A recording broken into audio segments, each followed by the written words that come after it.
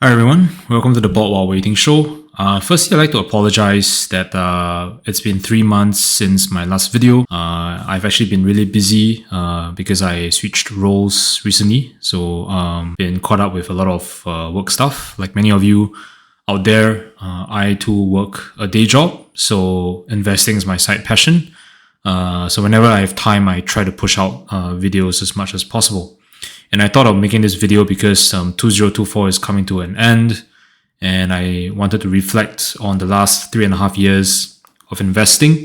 It's been really successful, and I wanted to share with everyone a few lessons that I've applied in beating the market by 156% over the last 3.5 years, what kind of portfolio allocations I have, and what companies are on my watch list. So as a quick summary, you can see here, this is my portfolio. I use a tracker. I started with $163,230 3.5 years ago. The portfolio today is at 323,666. So that's a gain of 160,000 at about 253% in total percentage gains. If I look at the money weighted rate of return, the MWR, on an annualized basis, the Board While Waiting portfolio has performed at 42.7% annualized. And if we compare that to the S&P 500, that is 19.26%. So I'm very pleased with the results. So next, I'm going to share some of the key lessons that I've used to beat the market. The first lesson I'd like to bring up is that GDP growth doesn't always equal to stock market growth. And the easiest example is to take China's GDP growth versus its stock market.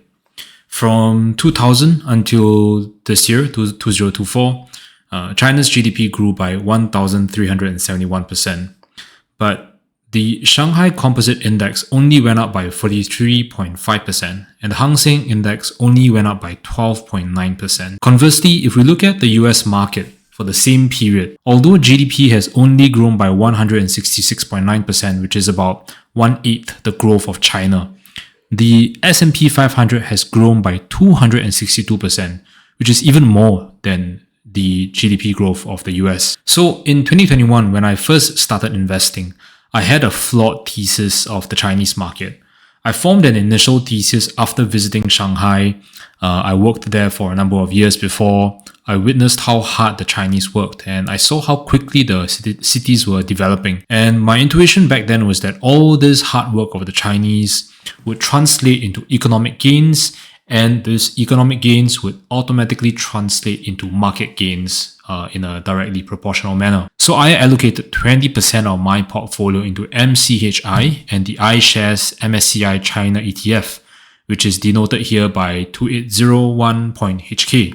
Both representing the wider Chinese stock market. But I was of course wrong, because as I demonstrated, economic growth doesn't always equal stock market growth. And there may be a number of reasons why this happened with the Chinese market, but if I were to keep it really simple, I believe that the reason is because of government intervention.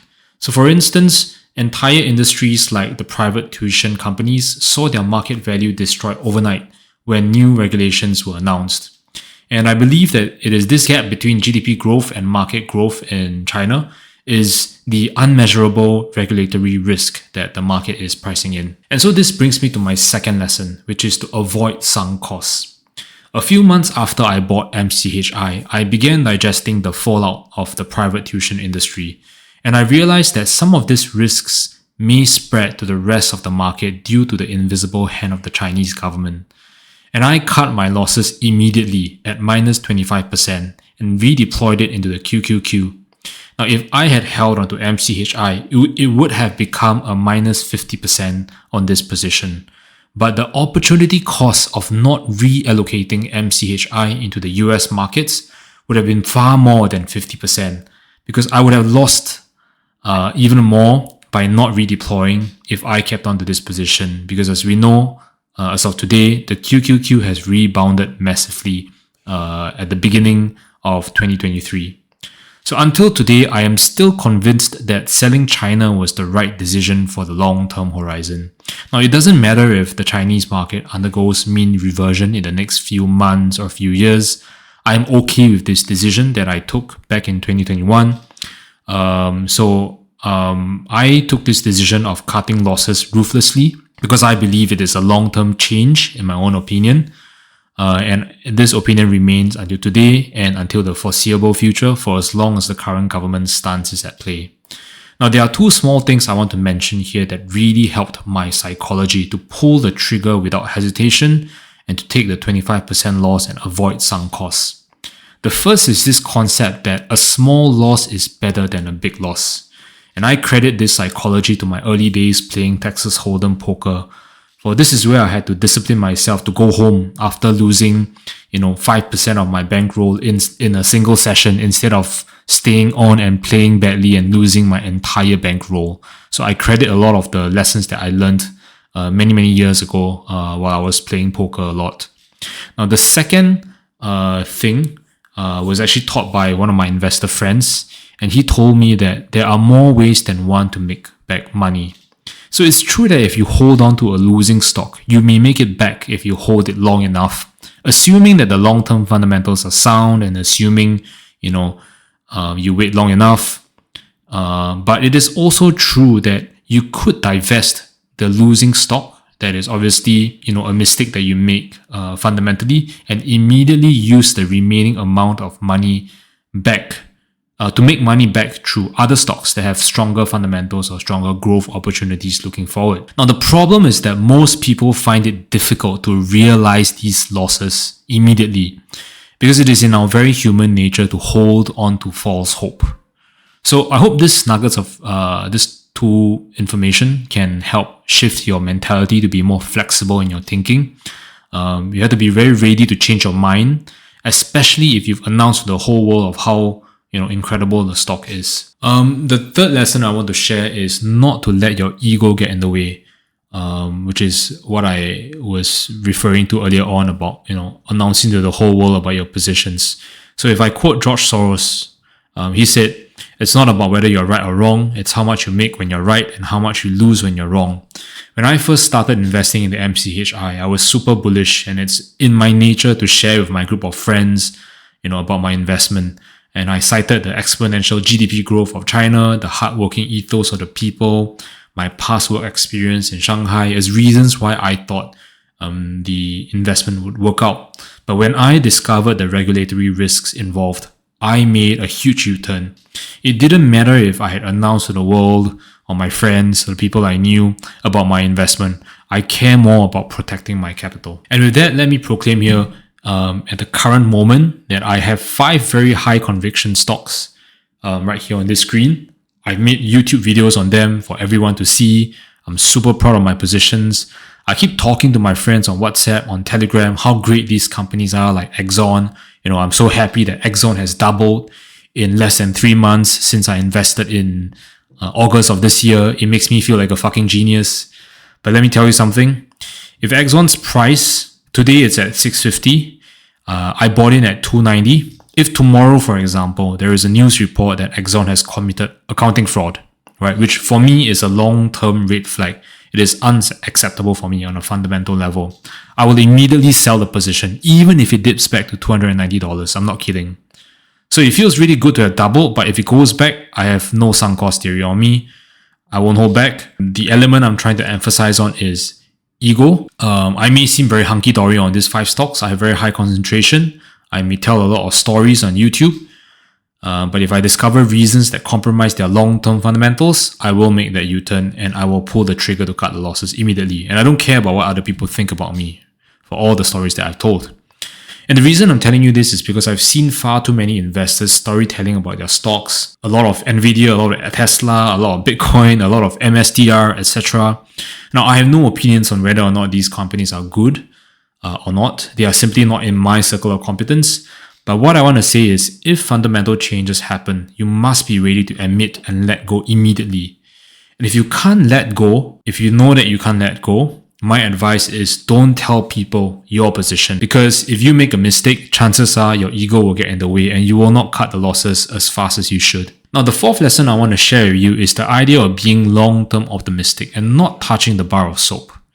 Over here, I have a screenshot of all the points in time I've made a transaction since 2021. And this is mapped against a general graph of the S&P 500, which I'm not invested in, but it gives you a sense of when I made these transactions given the backdrop of the market. Now, there are a few highlights here I want to call out. The first is the total number of trades. Over 42 months, which is about 3.5, 4 years since I started investing, I've made only 57 trades.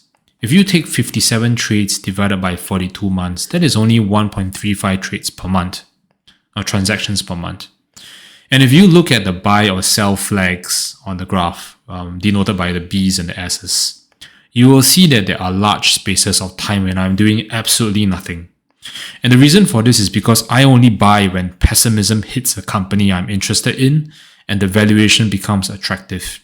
Another possibility is that the general market trends downward for some volatile reason. Maybe there's uncertainty in the Fed policy. There was some short-term economic bad news. And so you can see this on the general S&P trend where most of the buys congregate around the downward slopes of 2022. And it tapers off as the market took off in 2024. So I can spend months or even a year or two waiting and doing nothing if necessary and just leaving this investment bar of soap alone.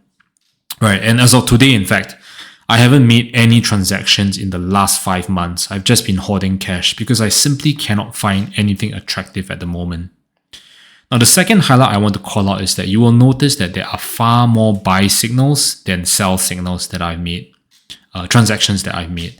And the reason is simple. When I identify a company that I like at a price that I'm happy with, I buy it and I hold it for the long term. And you will see that there are far less sells on the graph because I prefer to be long-term optimistic. I don't move in and out of positions as much as possible, which a lot of people do. What I'm doing is to just continuously add more funds into position as I get my monthly income from my day job whenever the valuation of the company I'm interested in makes sense. So I'm not trading, I'm investing, I'm holding. Whether it goes up or down, I really don't care. The only thing I care about is if there are fundamental long-term changes to the company. In terms of not touching the bar of soap, the question is, when do you then sell the stock? The first is when my original thesis is wrong. So I gave an example at the start, which is I made a huge U-turn on MCHI. So that was a wrong thesis and I made a U-turn and I sold the stock just like 4 months after buying it, right? That was in 2021. The second reason is when I don't have cash and a higher growth stock presents a buy opportunity. And this occurred for me earlier this year back in August when I had to sell, in my opinion, a lower growth Netflix in terms of forward potential for Exxon because I simply didn't have enough cash and I don't believe in using leverage or borrowing money. And the third reason, which is really simple, why I would sell or why I think people should sell is if you need money for expenses. It's really that simple. Now, fortunately, I don't need to do this at the moment because I'm working a full-time job. But should I not have a job in the future, this would be a third reason why I would sell. Now, when would I not sell? The first reason I would not sell, which I hear all the time on Twitter, amongst the investor community, is that I will not sell in order to trim stocks when it becomes overvalued. So if we take the example of Exxon again, I bought it at 290, it's currently trading over 600, its PE ratio is over 100. There's a lot of talk now in the FinTwit community on how Exxon will correct very soon, maybe as much as 50% because it's overvalued. So should I sell the stocks and realize these gains? The answer to me is no, because it doesn't matter if the stock crashes back to 290 tomorrow, right? My thesis is based on a 10-year thesis on this company Exxon, on how it will grow, continue to grow its earnings, expand its revenue into the cloud and in the international markets. And just remember that the E in the PE of the PE ratio is earnings. And over time, the earnings should grow. So a high PE of today will become a low PE of tomorrow for the price that you initially bought in at. I'm not interested in going in and out of the market with this one. I'm looking for that 5x gain to maybe $1,500 or more over a 10-year period and beyond for as long as the thesis of this business continues to play out. So a lot of the reason why I see many investors trim their stocks when it becomes overvalued is I believe, is they are trying to make their 5-year or less CAGR, which is the compound annual growth rate, the annualized, annual rate, look pretty. There's less than 5 years. So for me, I'm perfectly okay if Exxon crashes tomorrow, right, and moves sideways for the next 1 year or 2 years, as long as the fundamentals don't change. So it just means that my 5-year CAGR won't look as pretty as the other investors who trim their stocks when it gets temporarily overvalued. But I am confident that my long-term play of not trimming just because it gets overvalued will result in a 10-year CAGR that will be higher than those investors who keep trimming their positions and not letting their stocks and their winners run. Because remember, nobody can predict the market and say when is the top and then you sell, and when is the bottom and then you buy it back. Right? It is impossible. Anyone who tells you that is a false prophet. And the second situation I will not sell the stock is if there is a short-term macro bad news like a pandemic, like the war, if a war breaks out in Ukraine or the Middle East, in Israel, or we get a repeat of the financial crisis of 2008 again. Right? These have nothing to do with the company fundamentals. They are all external factors. Now, the only exception that I will make is if I feel there is a long-term change in the regulatory environment, right? Such as the case of China back in 2021. But other than that, all other short-term macros, I ignore them. And in fact, I use them as opportunities to top up on the positions that are temporarily beaten down for no rational reason. Now, the fifth lesson I want to share is not compromising depth for the sake of diversification. I know a lot of investors, they have 20, 30, 40, 50 stocks, I can understand the model. What they're trying to do is they're trying to widen their basket of eggs. They're trying to reduce risk. And they're playing a game where all they need to do is hit a few home runs to make up for the few losing or mediocre positions. Now, I have two problems with this model personally. The first problem is that I find it incredibly hard to keep up to date on so many positions. So it's time, right? It's especially so if you work a full-time job like me, where I only have the evenings and the weekends to do research on companies. If I have 20 or more stocks, it is impossible for me to have depth in my research over the companies I hold or on my watch list. So I find the magic number personally to be around 10 or less stocks, because then I can divide 1 to 2 companies on average to study every weekday. And then I can leave the weekends for other forms of broader research. Now, this isn't a hard rule for everyone. There's no one size fits all. But the key point of this lesson here is to not compromise on your research quality for the sake of surface diversification. So I think the limiting factor for investors is time. And the number of positions you hold and monitor should be proportional to how much spare time you have.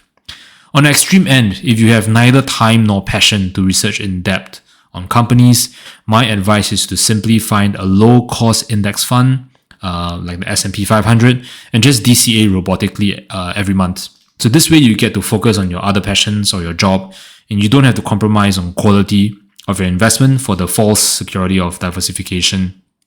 Or you don't have to force yourself to find and stop pick, right? So that is the first problem. Now, the second problem I have is I find it hard to have a super wide circle of competence. So I focus very much only on 4 areas, which are technology, advertising, e-commerce, and luxury. And these are not just things that I read about in online reports.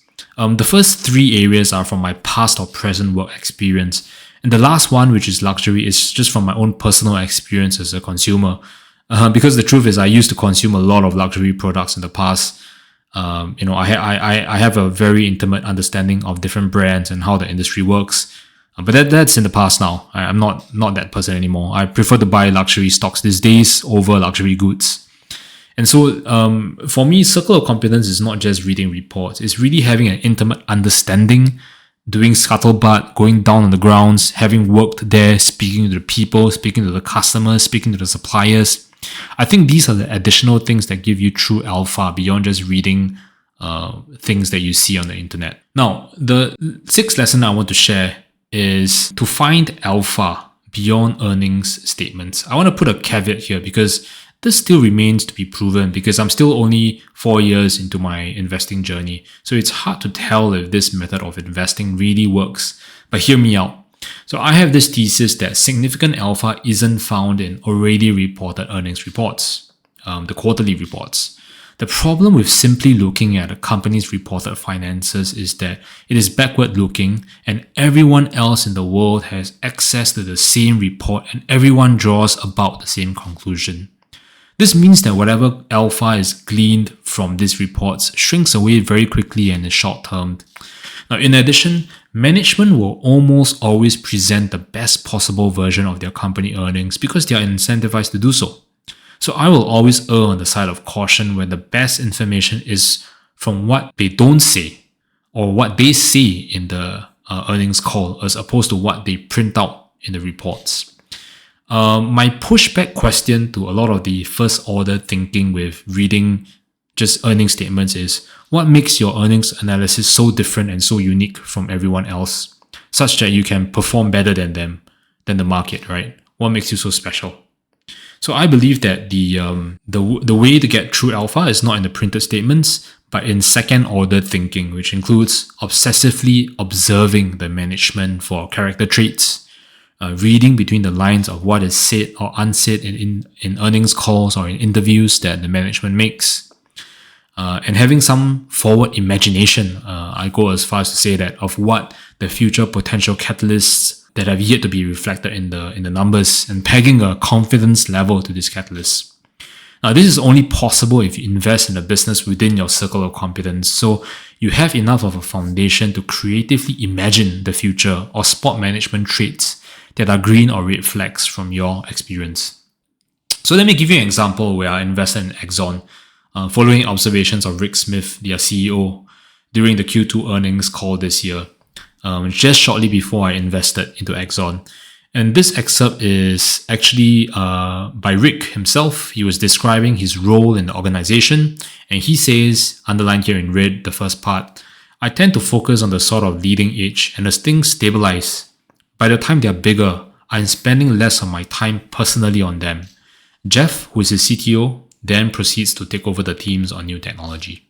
Now, when I saw Rick's description on his role in the company, I thought that was the most brilliant way to separate the duties between CEO and CTO, which is the CEO at the front leading innovation, and then once everything stabilizes, passing over the torch of this new product stream that he's discovered over to the CTO.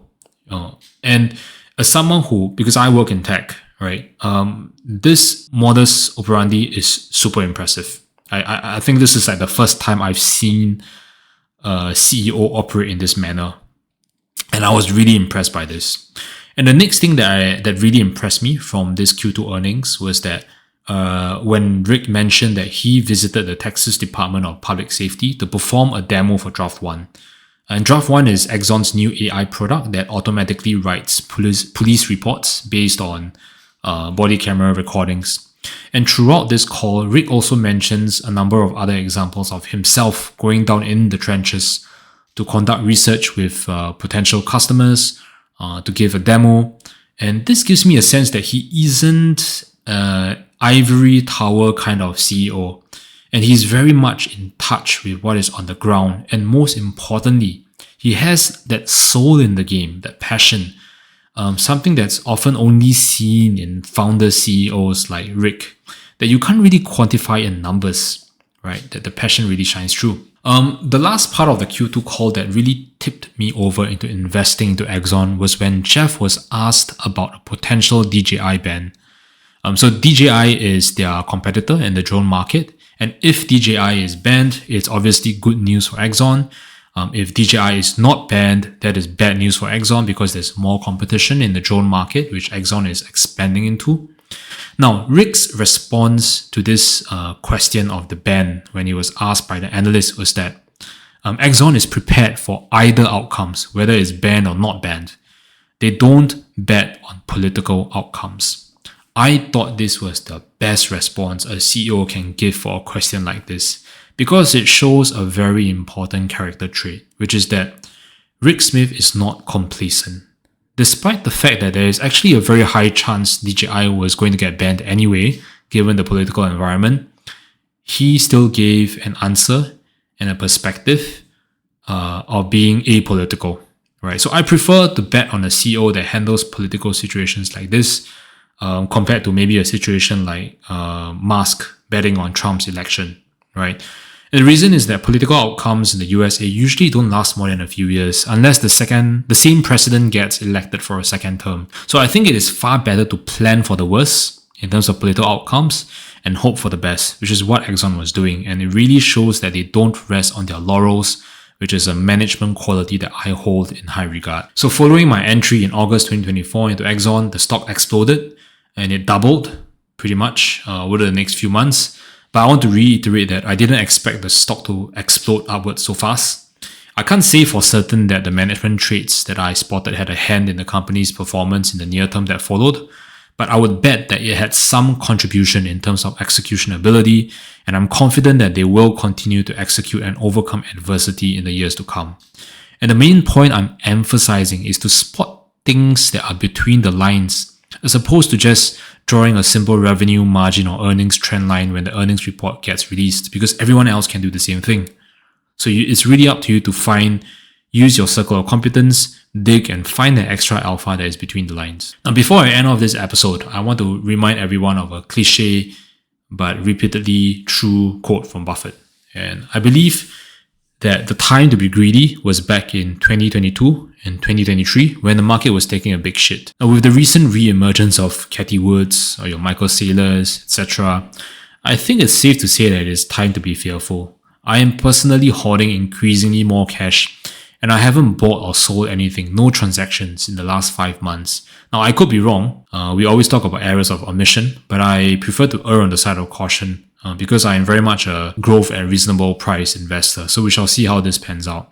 I hope you enjoyed this episode. Thank you for watching.